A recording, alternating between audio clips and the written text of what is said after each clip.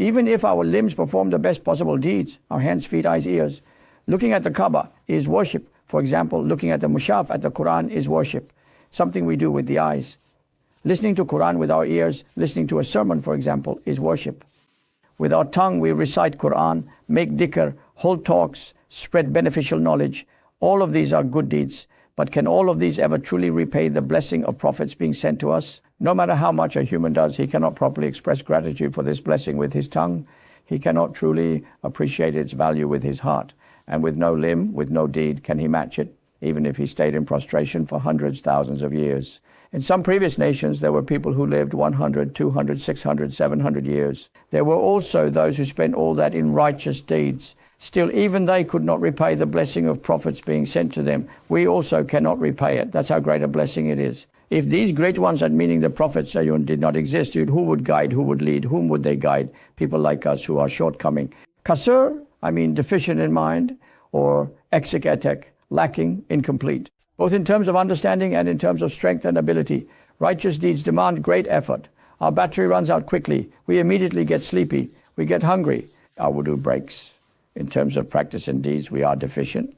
In terms of understanding and comprehension, if we were left to our own mind, if revelation had not reached us, if Quran and Sunnah had not reached us, what would our knowledge and understanding be limited to? To what we see, what we hear, what we sense, taste, smell, touch. Everything would be limited to the sensory organs. But now we've been informed about what will happen after death. We know what will happen on the day of gathering, Mahshar, that there will be resurrection. Who could have known that bones decayed in the soil will be brought back to life? By what logic, by what philosophy, by which conclusion of reason and calculation could someone reach this? But now look, we can see our end. We see death, we know the grave, we know that Munkar and Nakir will come to question in the grave. In order to be able to answer, we must take our faith from here with us. Then, on the plane of resurrection for 50,000 years, what will happen? The bridge of Sirat will be set up, the scales, Mizan will weigh. One group will go to paradise, another group will plunge into hell.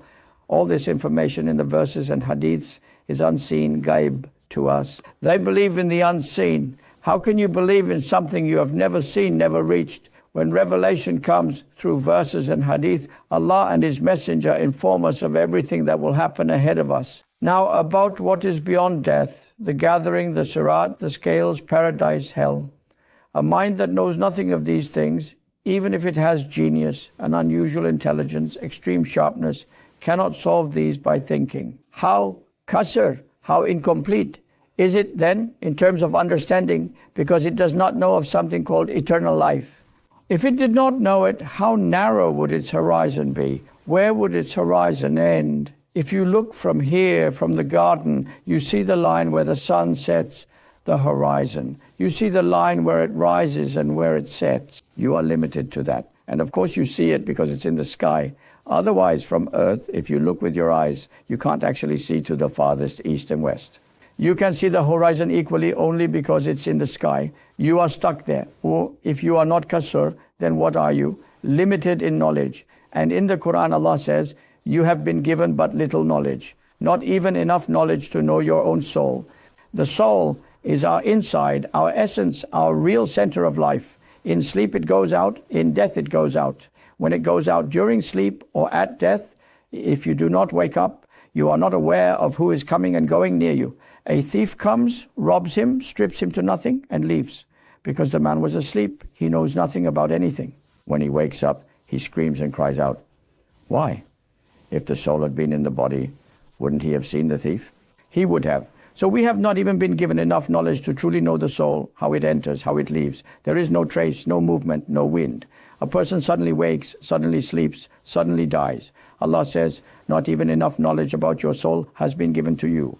Now imagine, in addition to that, all these hundreds, thousands of verses and hadiths related to what lies beyond death, to eternal hereafter. How do they reach us? Through prophets. If there were no prophets, would this knowledge reach us or not? What kind of world would it be then? How would a human live? What would he live for, if you'll excuse me? Like an animal, like cattle, eating grass, chewing cud. Then, like a rooster and a hen, male and female, just like in animals, there is also that kind of relationship. Pleasures worth 5 coins, lusts worth 10 kurush, fleeting enjoyments.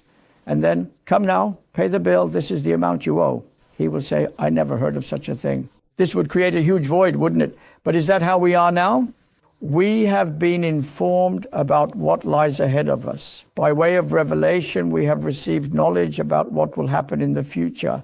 But now the Jew does not believe this. The Christian does not accept this. The Buddhist is unaware of this. That is another matter. We are speaking according to us Muslims. Allah has sent a prophet to us. He sent to them too. But earlier prophets were only sent to their own nations. They were sent specifically and only to their own tribe, people, clan. In a sound hadith, it is stated that earlier prophets were sent only to their own tribe and people. But I, says the Prophet, have been sent to all of humanity. Therefore, the blessing of the Messenger of Allah being sent is far greater than the blessing of the other prophets being sent, so great that it cannot even be compared. We have only sent you as a mercy to all the worlds. When he says worlds, that doesn't only mean humans. There are 18,000 worlds, they say.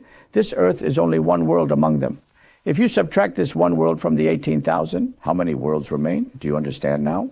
Now imagine there are, for example, 17,999 more worlds. To all of these, you are a mercy, he says. So how is the value of this blessing ever to be repaid?